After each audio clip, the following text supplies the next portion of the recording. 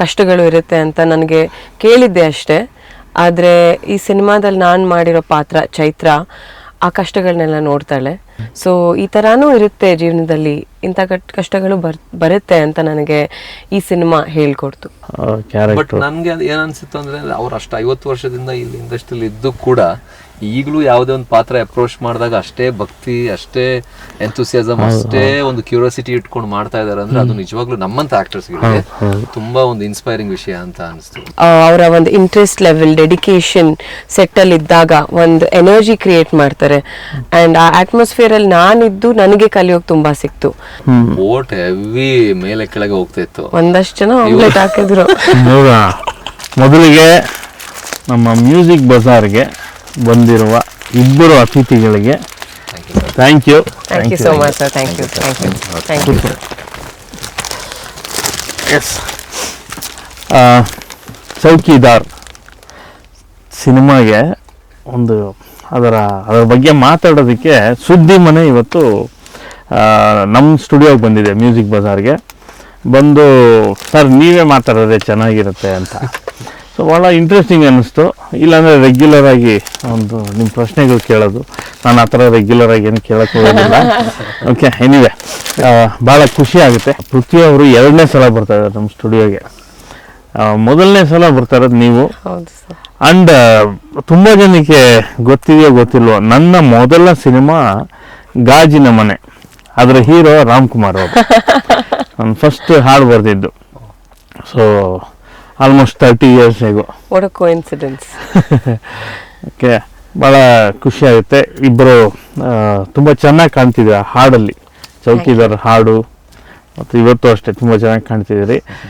ನನಗೆ ಭಾಳ ಇಂಟ್ರೆಸ್ಟಿಂಗ್ ಅನಿಸಿದ್ದು ಪೃಥ್ವಿ ಅಂಬರ್ ಕ್ಯಾರೆಕ್ಟರ್ ಮಾಡಿರೋದು. ಒಂದು ಕಡೆ ಅವರು ಈ ಪ್ರೀವಿಯಸ್ ಸಿನಿಮಾದಲ್ಲೂ ಕೂಡ he proved is a good actor ಅಂತ, ಭುವನಂ ಗಗನಂ ಸಿನಿಮಾದಲ್ಲಿ. ಈ ಸಿನಿಮಾಗೆ ಬಂದಾಗ ನಾನು ಸಾಯಿ ಕುಮಾರ್ ಅವ್ರಿಗೂ ನಮ್ಮ ಚಂದ್ರು ಅವ್ರಿಗೂ ಡೈರೆಕ್ಟ್ರಿಗೂ ಒಂದು ಪ್ರಶ್ನೆ ಕೇಳಿದೆ. ನಾನು ಅಣ್ಣವ್ರ ಮನೆಯ ಕುಡಿ ಧನ್ಯ ರಾಮ್ಕುಮಾರ್ ಆ್ಯಂಡ್ ರಾಮ್ಕುಮಾರ್ ಅವರ ಮಗಳು ಶೃಂಗಾರ್ ನಾಗರಾಜ್ ಅಂತ ಒಬ್ಬ ಹಿರಿಯ ನಿರ್ಮಾಪಕರು, ಉದ್ಯಮಿ, ಈ ಕಡೆ ಅಣ್ಣವರು, ಈ ಎರಡು ಕುಟುಂಬ ಏನಿದೆ, ಈ ಅಣ್ಣವ್ರ ಕುಟುಂಬ ಒಂದು ಕಡೆ ಆದರೆ ನಿಮ್ಮ ತಂದೆ ಆ ಕುಟುಂಬ ನೋಡಿದಾಗ ನೀವು ಡಾಲರ್ಸ್ ಕಾಲೋನಿಯಲ್ಲಿ ಇರೋರು. ಒಂದು ಸ್ಲಮ್ನಲ್ಲಿ ಅಥವಾ ಲೋಯರ್ ಮಿಡ್ಲ್ ಕ್ಲಾಸ್ ಕ್ಯಾರೆಕ್ಟರ್ ಮಾಡ್ಬೇಕಂದ್ರೆ ನಾನು ಇದು ಸಾಧ್ಯ ಆಯ್ತಾ ಧನ್ಯ ಕೈಲಿ ಅಂತ ಕೇಳಿದೆ ಡೈರೆಕ್ಟರ್ನ. ಎಸ್ ಅಂತ ಅವರು ಒಂದಷ್ಟು ಇನ್ಸಿಡೆಂಟ್ಸ್ ಹೇಳಿದ್ರು. ನಾನು ಮೊದಲಿಗೆ ನಿಮ್ಮ ಹತ್ರನೇ ಮಾತಾಡಿಸ್ತೀನಿ. ನಿಮಗೆ ಆ್ಯಸ್ ಐ ಸೆಡ್ ಒಂದು ಬೇರೆ ಥರದ ಒಂದು ವರ್ಲ್ಡಲ್ಲಿ ಇರೋವಂಥವ್ರು, ಹಾಗಂತ ಕಷ್ಟ ಸುಖ ಬೇರೆ ವಿಷಯ. ಬಟ್ ಮಿಡ್ಲ್ ಕ್ಲಾಸ್ ಲೈಫ್ನ ನೀವು ನೋಡಿಲ್ಲ, ಟು ಬಿ ಕ್ಲಿಯರ್ ಅಲ್ವಾ? ಆ ಥರದ್ದು ಮಿಡ್ಲ್ ಕ್ಲಾಸ್ ಯಾರನ್ನ ಬೇರೆಯವ್ರ ಫ್ರೆಂಡ್ನ ನೋಡಿರ್ಬೋದು, ಬಟ್ ನಿಮ್ಮ ಎಕ್ಸ್ಪೀರಿಯೆನ್ಸ್ ಅಲ್ಲ ಅದು. ಈ ಸಿನಿಮಾದಲ್ಲಿ ಆ ಥರ ಪಾತ್ರ ಮಾಡುವಾಗ ಏನು ಅನ್ನಿಸ್ತು ಆ್ಯಕ್ಚುಲಿ? ಐ ಥಿಂಕ್ ಸರ್, ನಾನು ಈ ಥರನೂ ಇರುತ್ತೆ ಜೀವನದಲ್ಲಿ, ಇಂಥ ಕಷ್ಟಗಳು ಇರುತ್ತೆ ಅಂತ ನನಗೆ ಕೇಳಿದ್ದೆ ಅಷ್ಟೇ. ಆದರೆ ಈ ಸಿನಿಮಾದಲ್ಲಿ ನಾನು ಮಾಡಿರೋ ಪಾತ್ರ ಚೈತ್ರ ಆ ಕಷ್ಟಗಳನ್ನೆಲ್ಲ ನೋಡ್ತಾಳೆ. ಸೊ ಅವಳ ದೃಷ್ಟಿಯಿಂದ ನಾನು ಅದನ್ನ ನೋಡಕ್ಕೆ ನನಗೆ ಸಾಧ್ಯ ಆಯಿತು. ಸೊ ಈ ಥರನೂ ಇರುತ್ತೆ ಜೀವನದಲ್ಲಿ, ಇಂಥ ಕಷ್ಟಗಳು ಬರುತ್ತೆ ಅಂತ ನನಗೆ ಈ ಸಿನಿಮಾ ಹೇಳ್ಕೊಡ್ತು.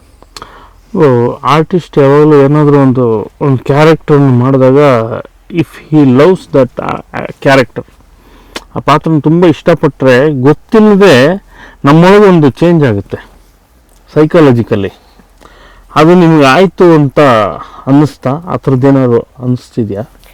ಐ ಥಿಂಕ್ ಒಂದೊಂದು ಕಡೆ ನನಗೆ ಅವಳು ಅಂತ ಹೇಳಕ್ಕೆ ಇಷ್ಟಪಡಲ್ಲ, ನನಗೆ ಬೇಜಾರಾಗ್ತಾ ಇತ್ತು. ಅಂದರೆ ನಾನು ಈ ಥರ ಪರಿಸ್ಥಿತಿಲಿ ಇದ್ದೀನಲ್ಲ ಅಂತ. ಹಂಗಂದ್ರೆ ಅದು ನಾನು ಅಂತ ಆಯ್ತು ಅಲ್ಲ ಸರ್. ನಾನು ಯಾಕೆ ಈ ಪ್ರಶ್ನೆ ಹೇಳಿದೆ ಅಂತಂದ್ರೆ, ನಿಮ್ಮ ತಾಯಿಯವರು ಇದನ್ನ ಮಾತನ್ನ ಹೇಳಿದ್ರಂತೆ ಡೈರೆಕ್ಟರ್ ಹತ್ರ. ಏನಂದ್ರೆ, ಈ ಸಿನಿಮಾ ಕ್ಯಾರೆಕ್ಟರ್ ಮಾಡಿದ್ಮೇಲೆ ಧನ್ಯ ಲುಕ್ಸ್ ಏನು ಒಂದು ಮೆಚ್ಯೂರಿಟಿ ಅನ್ನಿಸ್ತಿದೆ ನನಗೆ. ಅವಳ ಮಾತು ನಡೆ ಇದೆಲ್ಲ ಒಂಚೂರು ಬೇರೆ ಚೇಂಜ್ ಆಗಿದೆ ಅಂತ. ಸೊ ಈ ಯಾವಾಗಲೂ ಅಷ್ಟೇ ಆಗುತ್ತೆ ಇದು. ಇದಾದರೆ ಆ ಕ್ಯಾರೆಕ್ಟರ್ನ ನಿಜವಾಗಿ ನೀವು ಅನುಭವಿಸಿದ್ದೀರಾ ಅಂತ ಅರ್ಥ. So it's good. ಇನ್ನು ಪೃಥ್ವಿಯವರ ವಿಷಯಕ್ಕೆ ಬರೋದಾದರೆ ನಿಮಗೆ ಒಂದು ಏನು ಅನಿಸ್ತು? ಯಾಕೆಂದರೆ ಪ್ರೀವಿಯಸ್ ಎಲ್ಲ ಏನೋ ಬೇರೆ ಬೇರೆ ಥರದ ಪಾತ್ರಗಳೆಲ್ಲ ಮಾಡಿದ್ರಿ, ಇದರಲ್ಲಿ 2-3 ಶೇಡಲ್ಲಿ ಕಾಣಿಸ್ಕೋತಿರಲ್ಲ, ಏನು ಅನ್ಸ್ ಕತೆ ಕೇಳಿದಾಗ ನಿಮಗೆ? ಕತೆ ಒಂದು ಒಳ್ಳೆ ವಿಚಾರನ ಹೇಳ್ತಾ ಇದೆ ಅಂತ ಅನಿಸ್ತು ಸರ್. ಬಂಡ್ಯಪ್ಪ ಸರ್ ಅವರು ಬರಹಗಾರ ಆಗಿರೋದ್ರಿಂದ ಈ ತರದ ಇಮೋಷನ್ಸ್ ಅನ್ನ ತುಂಬಾ ಚೆನ್ನಾಗಿ ಟ್ಯಾಕಲ್ ಮಾಡ್ತಾರೆ ಅಂತ ಅನಿಸ್ತು ನನಗೆ. ಅದೇ ಪೇರೆಂಟಿಂಗ್ ಬಗ್ಗೆ ಒಂದು ಒಳ್ಳೆ ವಿಚಾರನ ಈ ಸಿನಿಮಾ ಹೇಳುತ್ತೆ. ಅದು ತುಂಬಾ ತಿನ್ ಲೈನ್ ಅದು. ಅಂದ್ರೆ ಆಚೆ ಕಡೆ ತುಂಬಾ ಮುದ್ದು ಮಾಡಿ ಕೂಡ ಬೆಳೆಸಬಾರ್ದು, ಈಚೆ ಕಡೆ ತುಂಬಾ ಹೊಡೆದಬಾರ್ದು, ತುಂಬಾ ಸೀರಿಯಸ್ ಆಗಿ ತುಂಬಾ ಕೋಪದಲ್ಲಿ ಬೆಳೆಸಿದ್ರು ಸಮಸ್ಯೆ ಆಗುತ್ತೆ. ಅದು ಎರಡೂ ಒಂದು ಸಮಸ್ಯೆ ಆಗುವಂತ ವಿಚಾರಗಳು. ಆ ಒಂದು ಈಕ್ವಿಲಿಬ್ರಿಯಂ, ಯಾವುದು ಕರೆಕ್ಟು ಯಾವುದು ತಪ್ಪು ಅನ್ನೋದು ಅದು ಹೇಳಕ್ಕಾಗಲ್ಲ. ಒಬ್ಬೊಬ್ಬರ ಪರ್ಸನ್ಗೆ ಡಿಫ್ರೆಂಟ್. ಅಂದ್ರೆ ಆ ಮನೆಯಲ್ಲಿರುವಂತ ಮಕ್ಕಳ ಮನಸ್ಥಿತಿ ಮೇಲೆ ಅಥವಾ ಪೇರೆಂಟ್ಸ್ ಯಾವ ಪರಿಸ್ಥಿತಿಲಿ ಇದ್ದಾರೆ ಎಲ್ಲ ತುಂಬಾ ವಿಚಾರಗಳು ಮ್ಯಾಟರ್ ಆಗುತ್ತೆ. ಸೊ ಅದನ್ನ ಈ ಸಿನಿಮಾದಲ್ಲಿ ತುಂಬಾ ಚೆನ್ನಾಗಿ ಹೇಳಿದ್ದಾರೆ ಅಂತ ಅನಿಸ್ತು. ನನ್ನ ಕ್ಯಾರೆಕ್ಟರ್ಗೆ ಒಂದು ಒಳ್ಳೆ ಜರ್ನಿ ಇತ್ತು ಸರ್. PU ಇಂದ ಒಂದು ಮದುವೆ ಆಗಿ ಮಗು ಆಗೋವರೆಗೂ ಆ ಕ್ಯಾರೆಕ್ಟರ್ ಟ್ರಾವೆಲ್ ಹೋಗುತ್ತೆ. ಅಂಡ್ ಒಂದು ತಂದೆ ಮಗನ ಬಾಂಧವ್ಯ ಆಗಿರ್ಲಿ, ಗಂಡ ಹೆಂಡತಿ ಸ್ವಲ್ಪ ಸೀರಿಯಸ್ ಆಯ್ತು ನನ್ನ ಏಜ್ಗೆ ಅಥವಾ ನನ್ನ ಪ್ರೀವಿಯಸ್ ಸಿನಿಮಾಗಳು ಕಂಪೇರ್ ಮಾಡಿದ್ರೆ ಅಂತೇನೋ ಅನ್ನಿಸ್ತಾ? ಇಲ್ಲ, ಆ ತರನ ಅನ್ಸಿಲ್ಲ. ಬಟ್ ಒಂದು ತುಂಬಾ ದೊಡ್ಡ ಜರ್ನಿ ಅಂತ ಯೂಶಲಿ ಒಂದು ಪಾತ್ರ ಒಂದಷ್ಟು ಕಾಲಘಟ್ಟ ಮಾತ್ರ ನಾವು ಸಿನಿಮಾದಲ್ಲಿ ಡೀಲ್ ಮಾಡ್ತೀವಿ.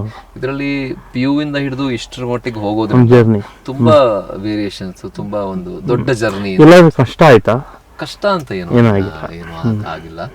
ಬಟ್ PU ಪಾತ್ರ ಮಾಡುವಾಗ, ಯಾಕೆಂದ್ರೆ ನಾವು ದಿಯಾ ನೋಡಿದ್ದೀವಿ, ಭುವನಂ ನೋಡಿದ್ದೀವಿ, ಆ ಪಾತ್ರಗಳೇ ಬೇರೆ. ಈ ಪಾತ್ರ ತುಂಬಾ ನಾರ್ಮಲ್ ಒಬ್ಬ ಹುಡುಗ ಅಂತ ಅನ್ಸಿದ್ರು ಕೂಡ ಅದರಲ್ಲಿ ಆಗುವಂತ ಎಮೋಷನ್ಸ್ ಮಾತ್ರ ಬೇರೆ ಹೊಸದಾಗಿತ್ತಲ್ಲ. ಲವ್ ಎಮೋಷನ್ಸ್ ಅಲ್ಲ, ಇದು ಬಾಂಡಿಂಗ್ ವಿತ್ ಫ್ಯಾಮಿಲಿ ಅನ್ನೋದು. ಬಾಂಡಿಂಗ್ ಮತ್ತೆ ಒಬ್ಬ ಸ್ಪಾಯಿಲ್ಡ್ ಹುಡುಗ, ಕಿಡ್, ಹೌದು, ಸ್ಪಾಯಿಲ್ಡ್ ಕಿಡ್, ಅದು ಇತ್ತು.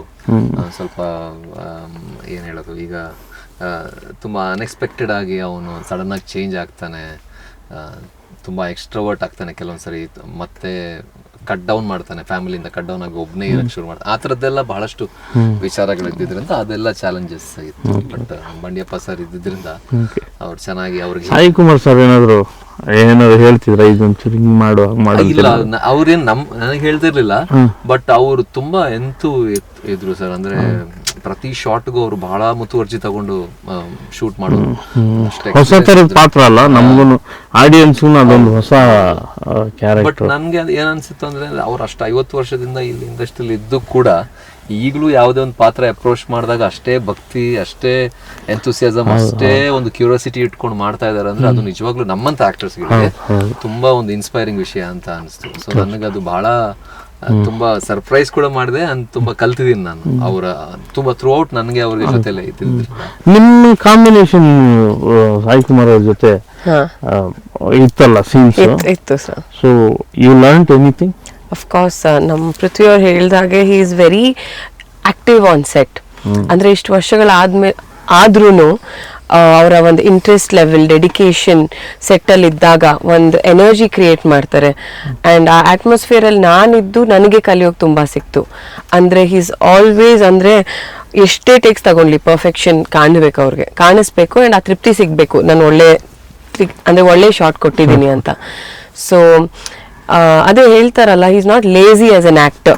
ಐ ಥಿಂಕ್ ಅದು ಬಹುಶಃ ಅವರ ಹಿರಿಯ ನಟರೇ ಹಾಗೆ ಅಂತ ನನಗೆ ಅನ್ಸುತ್ತೆ. ನಿಮ್ ತಂದೆ ತಾಯಿ ಏನಾದ್ರು ಹೇಳಿದ್ರ ಹಿಂಗ್ ಮಾಡು ಹಂಗ್ ಮಾಡು? ಅಥವಾ ನಮ್ ತಂದೆ ಯಾವಾಗ್ಲೂ ಹೇಳ್ಕೊಂಡ್ ಬಂದಿರೋದು ಇಷ್ಟೇ ಸರ್, ನಿನಗೆ ನಂಗೊಂದು ಅಭ್ಯಾಸ ಇದೆ, ನಾನು ಸ್ವಲ್ಪ ಸ್ಪೀಡಲ್ಲಿ ಮಾತಾಡ್ತೀನಿ. ಸೊ ಅದು ಈಗೀಗ ನಾನು ಅದನ್ನ ಕಂಟ್ರೋಲ್ ಮಾಡ್ಕೊಂಡ್ ಬಂದಿದ್ದೀನಿ. ಯಾಕಂದ್ರೆ ಡಬ್ಬಿಂಗ್ ಹೋದಾಗ ತುಂಬಾ ಕಷ್ಟ ಆಗುತ್ತೆ. ಅವ್ರು ಹೇಳ್ದ ಹಾಗೆ ನನ್ಗೆ ಅದಾಯ್ತು.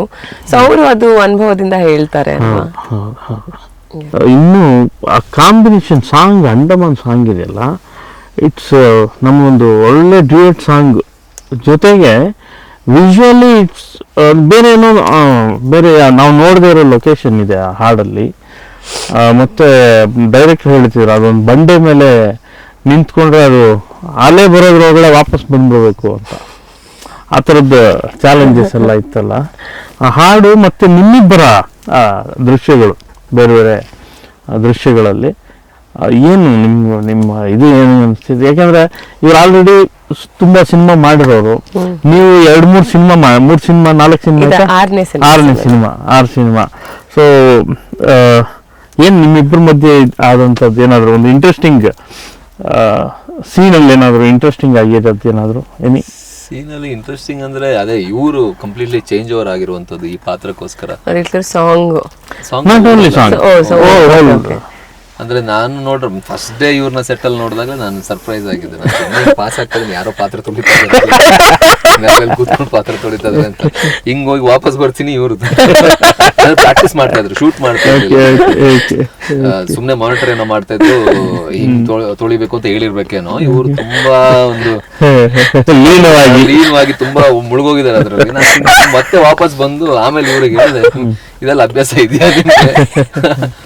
ಬಟ್ ಅಂದ್ರೆ ಪ್ರಾಪರ್ ಆಗಿ ಅಂದ್ರೆ ಹೇಗ್ ತೊಳಿತಾರೆ ಹಳ್ಳಿ ಕಡೆ ಅಥವಾ ಈ ತರ ಮಾತ್ರ ಮನೆಗಳಲ್ಲಿ ಹಂಗೆ ಕೂತ್ಕೊಂಡು ತುಂಬಾ ಹೇಳ್ತಾ ಇದ್ರು.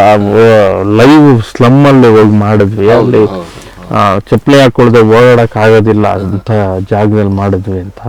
ಇಲ್ಲ, ಅದು ತುಂಬಾ ಚೆನ್ನಾಗಿ ನಿಭಾಯಿಸಿದೆ. ಆ ಡೆಡಿಕೇಶನ್ ಇದ್ರೆ ಆರ್ಟಿಸ್ಟ್ಗೆ ಡೆಫಿನೆಟ್ ಆಗಿ ಅದು ಅವ್ರಿಗೆ ನೋಡಿ ಇವತ್ತಿನ ಈ ಸಿನಿಮಾದ ಅನುಭವ ಇನ್ನು 50 ಸಿನಿಮಾ 100 ಸಿನಿಮಾ ಆಗಲಿ ಇದು ನೆನಪಲ್ಲಿ ಇರುತ್ತೆ.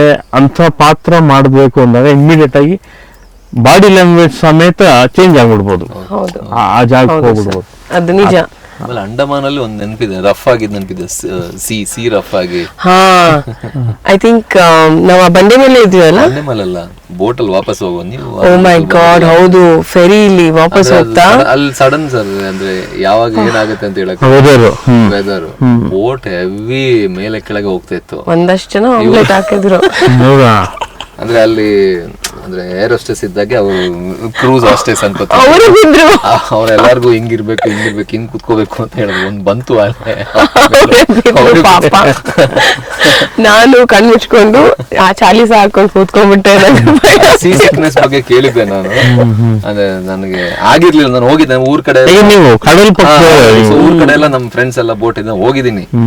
ನನ್ಗೂ ಫಸ್ಟ್ ಟೈಮ್ ಒಂದು ಆತರ ಅನುಭವ, ಸೀ ಸಿಕ್ ಅಂದ್ರೆ ಸಿ ಅಷ್ಟು ರಫ್ ಆಗಿದ್ದಾಗ ಹೋಗಿಲ್ಲ. ಸಡನ್ ಆಗಿ ಚೇಂಜಸ್ ಆಗುತ್ತೆ ಸಿ. ನಿಜವಾಗ್ಲೂ ಇವರು ಯಾವಾಗ್ಲೂ ಕಡ್ಲಲ್ಲೇ ಇರೋರು ನಿಜವಾಗ್ಲೂ ಅವ್ರು ಹ್ಯಾಟ್ಸ್ ಆಫ್ ಅಂತ ಹೇಳ್ತೀನಿ. ಬಿಕಾಸ್ ಸುತ್ತ ಏನು ಕಾಣಿಸಲ್ಲ, ಬರೀ ಹಿಂಗ್ ಹೋಗ್ತಾ ಇರತ್ತೆ, ಹಿಂಗ್ ಮೇಲೆ ಕೆಳಗೆ ಹೋಗ್ತಾ ಇರುವಾಗ ಅದೊಂಥರ ಬೇರೆ ರೀತಿಯ ತರ ಅನ್ಸ್ತಾ ಇರುತ್ತೆ. ನಾನು ಚೌಕದಲ್ಲಿ ಅಪ್ಪ ಹಾಡು, ಆ ಹಾಡು ಎಷ್ಟು ದೊಡ್ಡ ಬದಲಾವಣೆ ಅಂದ್ರೆ ಸೊಸೈಟಿಯಲ್ಲಿ ಯಾವಾಗಲೂ ಒಂದು ಹಾಡು ಅಥವಾ ನಾವು ಮಾಡೋ ಒಂದು ಸಿನಿಮಾ ಒಂದು ಕೆಲಸ ಸೊಸೈಟಿಲಿ ಏನಾದರೂ ಸಣ್ಣ ಚೇಂಜಸ್ ತರಬೇಕು, ಯಾರಿಗಾದ್ರೂ ಲೈಫಲ್ಲಿ ಒಂದು ಸಣ್ಣ ಚೇಂಜ್ ತರಬೇಕು ಅಂತ ಬಯಸ್ತೀನಿ ಯಾವಾಗಲೂ. ಆ ಹಾಡು ಮಾಡಿದ ಮ್ಯಾಜಿಕ್ಕು ಭಾಳ ದೊಡ್ಡದು. ಸೊ ಆ ಲಿಸ್ಟಲ್ಲಿ ಬಂದಾಗ ಅದರಲ್ಲೂ ಚೌಕಿದಾರ ಅಂತ ಬರೆದಿರ್ತೀನಿ ಒಂದು ಲೈನು. ಈ ಚೌಕಿದಾರ್ ಸಿನಿಮಾಗೆ ಅಪ್ಪನ ಸಾಂಗ್ ಅಂತ ಬಂದಾಗ ನಾನು ಅಪ್ಪನ ಬಗ್ಗೆ ಈಗಾಗಲೇ ಬರೆದು ಬಿಟ್ಟಿದ್ದೀನಿ.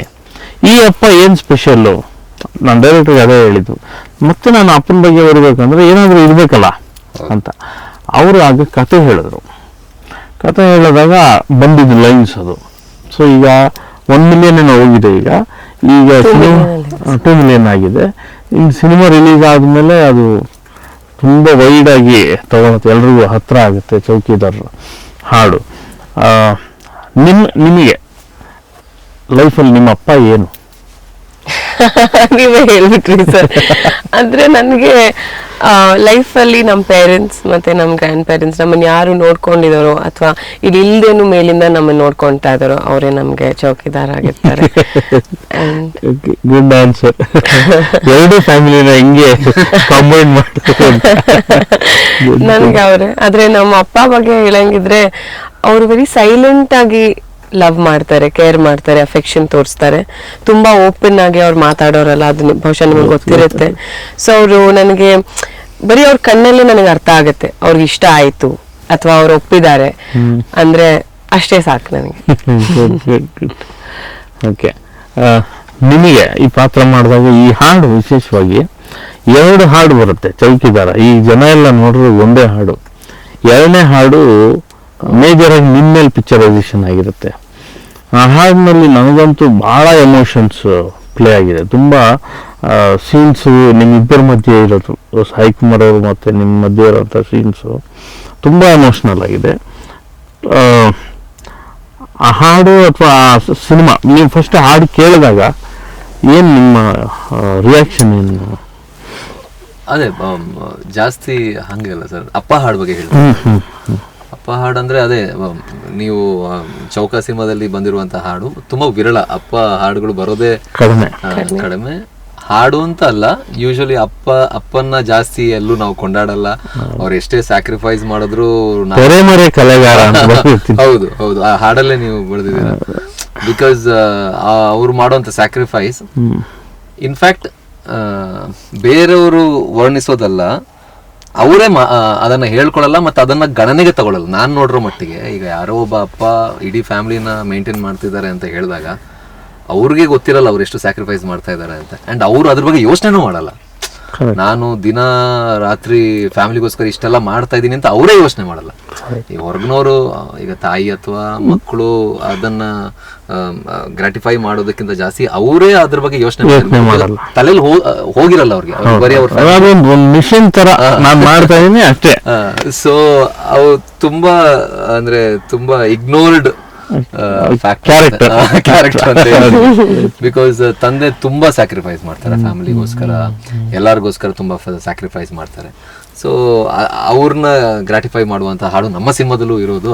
ಅದು ನೀವು ಬರ್ದಿರೋದು, ನಮ್ಮ ಲಕ್ ಅಂತ ಹೇಳಿ ಬಹಳ ಚೆನ್ನಾಗಿ ಬರ್ತಿದ್ದಾರೆ ಆ ಲೈನ್ಸ್. ಎಸ್ಪೆಷಲಿ ಪ್ರತಿಯೊಬ್ಬ ತಂದೆ ಅವ್ರದ್ದು ಕಾಲಪತ್ತಾರು ನೋಡಿದಾಗ್ಲೂ ಅಂತ ಶಾಕ್ ಆಯ್ತು. ಬಿಕಾಸ್ ಓಕೆ ಧನ್ಯವಾದೇನು ನಾವೇನು ಹೆಚ್ಚು ಸಿನಿಮಾ ಅವರು ಮಾಡಿಲ್ಲ, ನಾವು ನೋಡಿಲ್ಲ, ಅದು ಬೇರೆ.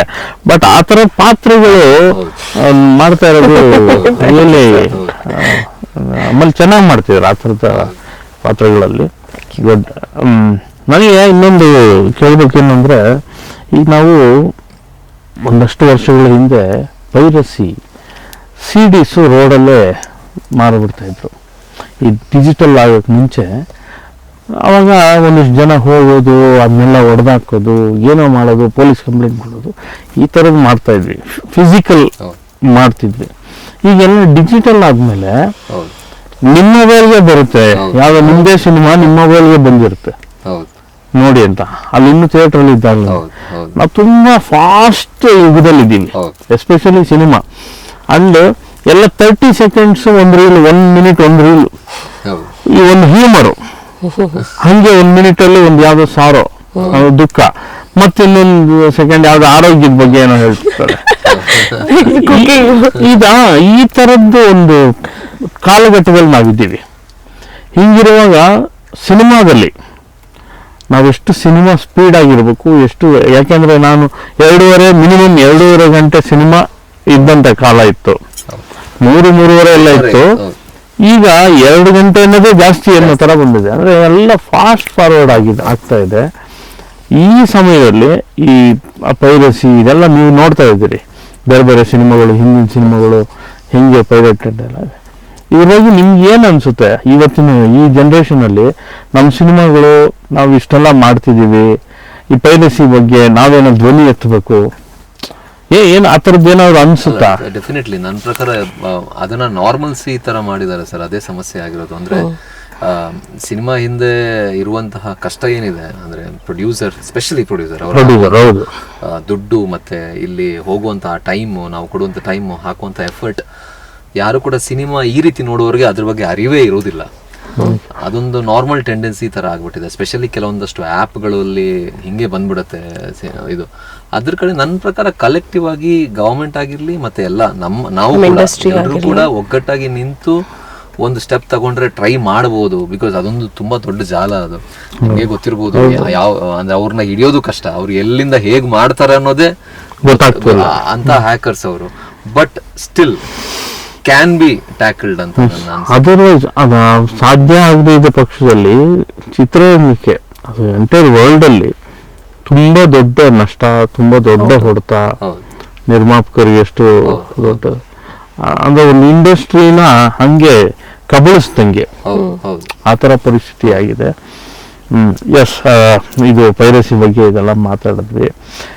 ನಾನು ಯಾಕೆ ನಿಮ್ಮನ್ನು ಕೇಳಿದೆ ಅಂದರೆ, ಈ ದೊಡ್ಡ ದೊಡ್ಡ ಕಲಾವಿದರು ಅಥವಾ ನಿರ್ಮಾಪಕರು ಮಾತಾಡೋದು ಸಹಜ, ಅದಕ್ಕೆ ಅದ್ರ ಬಗ್ಗೆ ಅವರೆಲ್ಲ ಏನೆಲ್ಲ ಕಂಪ್ಲೇಂಟ್ ಕೊಡ್ತಿದ್ದಾರೆ, ಇದೆಲ್ಲ ಮಾಡ್ತಿದ್ದಾರೆ. ಈ ಜನರೇಷನ್ ಕಲಾವಿದ್ರಿಗೆ ಏನ್ ಅನ್ಸುತ್ತೆ ಅದ್ರ ಬಗ್ಗೆ ಎಲ್ಲ ಹೇಳ್ಬೇಕಲ್ವಾ, ಹೇಳ್ಕೋಬೇಕಲ್ಲ. ಸರ್ ಈಗ ಸೋಷಿಯಲ್ ಮೀಡಿಯಾ ಇದೆ sir, we should raise our voices, start one movement. ಎಲ್ಲ ಫಸ್ಟ್ ಬೇಕಾಗಿರೋದು ಯೂನಿಟಿ. ನಮ್ಮ ಇಂಡಸ್ಟ್ರಿ ಜನರಲ್ಲಿ ಒಳಗೇನೆ ಒಂದು ಯೂನಿಟಿ ಒಂದು ಶುರು ಆದ್ರೆ ಇಲ್ಲ ಅಂತೀರಾ? ಯೂನಿಟಿ ಇಲ್ಲ ಅಂದ್ರೆ ಇದ್ರು ಇಲ್ದೇರಂಗ್ ಆಡ್ತಾರಲ್ಲ ಸರ್ ಒಂದೊಂದ್ ಕಡೆ. ಎಕ್ಸಾಂಪಲ್ ನಾನು ಹೇಳ್ತಾ ಇರೋದು ಒಂದು, ಎಲ್ರು ಅಂದ್ರೆ ಎಲ್ಲ ಒಟ್ಟಿಗೆ ಸೇರಿದ್ರೆ ಆಗತ್ತೆ, ಯಾಕಾಗಲ್ಲ. ಬಟ್ ಆಡಿಯನ್ಸ್ ಕೋಆಪರೇಷನ್ ತುಂಬಾ ಮುಖ್ಯ ಇದೆ, ಅದು ಬಹಳ ಮುಖ್ಯ. ಅದೇ ನಾರ್ಮಲ್ ಅಂತ ಆಗ್ಬಿಟ್ಟಿದೆ ಆಡಿಯನ್ಸ್ಗೆ. ಸುಮ್ಮನೆ ನೋಡ್ಬೋದು ಏನಾಗುತ್ತೆ ಅನ್ನೋದು. ಅದೇ ಒಬ್ಬ ನಾರ್ಮಲ್ ನೋಡುಗನಿಗೆ ಇಷ್ಟೆಲ್ಲ ವಿಷಯಗಳು ಅವನ ತಲೆಗೆ ಹೋಗಿರೋದೆಲ್ಲ ಅವನು ಅದ್ರ ಬಗ್ಗೆ ಯೋಚನೆನೂ ಮಾಡಲ್ಲ, ಸುಮ್ಮನೆ ನೋಡ್ಬಿಡ್ತಾರೆ ಅವರು. ಬಟ್ ಆಕ್ಚುಲ್ ಇಷ್ಟು ವಿಷಯ ಇದೆ ಅನ್ನೋದು ಅವ್ರಿಗೂ ಅರಿವಾಗೋ ತರ ನಾವು ಎಲ್ಲರೂ ಮಾಡ್ಕೋಬೇಕು. ಕನ್ಸಂಪ್ಷನ್ ಇಲ್ಲ ಅಂತ ಹೇಳಿದ್ರೆ, ಆ ತರ ಕನ್ಸಂಪ್ಷನ್ ಇಲ್ಲ ಅಂತ ಹೇಳಿದ್ರೆ ಆಬ್ವಿಯಸ್ಲಿ ಅವರು ಸಪ್ಲೈ ಸ್ಟಾಪ್ ಆಗುತ್ತೆ. ಕರೆಕ್ಟ್, ಒಳ್ಳೆ ವಿಚಾರ. ಎಸ್, ಚೌಕಿದಾರ್ ಈಗ 30ನೇ ತಾರೀಕು ರಿಲೀಸ್ ಆಗ್ತಾ ಇದೆ. ನಿಮ್ಮ ಬೇರೆ ಬೇರೆ ಸ್ಕೆಡ್ಯೂಲ್, ನಾನು ಅದೇ ಸಿನಿಮಾದಲ್ಲಿ ಒಬ್ಬನಾಗಿ ಏನಂದ್ರೆ ಸ್ಕೆಡ್ಯೂಲ್ಗಳನ್ನ ಒಂಚೂರು ಬೇರೆ ಇದ್ರೆ ಅದನ್ನು ಸ್ವಲ್ಪ ಕಡಿಮೆ ಮಾಡಿ ಈ ಸಿನಿಮಾ ಮೇಲೆ ಪ್ರಚಾರಕ್ಕೆ ಬೇರೆ ಬೇರೆ ಥಿಯೇಟರ್ಗೆ ಹೋಗೋದಾಗ್ಲಿ, ಆ ಥರದ್ದೊಂದು ಪ್ರಚಾರಕ್ಕೆ ಬೇರೆ ಬೇರೆ ಮಾಧ್ಯಮಗಳಲ್ಲಿ ಮಾತಾಡೋದು ಮಾಡಬೇಕು. ಯಾಕೆಂದ್ರೆ ಇಂಥ ಸಿನಿಮಾಗಳು ಗೆಲ್ಲಬೇಕು. ನೀವೇನೋ ಒಂದು ರೆಗ್ಯುಲರ್ ಒಂದು ಕಮರ್ಷಿಯಲ್ 4 ಫೈಟು 2 ಸಾಂಗು ಆ ಥರದ್ದು ಸಿನಿಮಾ ಅಲ್ಲ ಇದು. ವಿತ್ ಫುಲ್ ಆಫ್ ಎಂಟರ್ಟೈನ್ಮೆಂಟ್, ಒಂದು ಎಮೋಷನ್ ಕಟ್ಕೊಟ್ಟಂತ ಸಿನಿಮಾ ಇದು. ಸೊ ಸಿನಿಮಾ ಒಳ್ಳೇದಾಗ್ಲಿ. ಚೌಕಿದಾರ್ ತುಂಬಾ ದೊಡ್ಡ ಯಶಸ್ವಿ ಆಗ್ಲಿ ಅಂತ ಹಾರೈಸ್ತೀನಿ. ನಿಮ್ಮಿಬ್ಬರ ಜೋಡಿ ಇನ್ನಷ್ಟು ಮತ್ತಷ್ಟು ಸಕ್ಸಸ್ ಆಗಿ ಇನ್ನಷ್ಟು ಸಿನಿಮಾಗಳಲ್ಲಿ ನೋಡುವಂತ ಆಗ್ಲಿ. ಚೌಕಿದಾರ್ಗೆ ನನ್ನನ್ನು ಸೇರುವಂತೆ ಚೌಕಿದಾರ್ಗೆ ಶುಭವಾಗ್ಲಿ. Thank you very much. Thank you.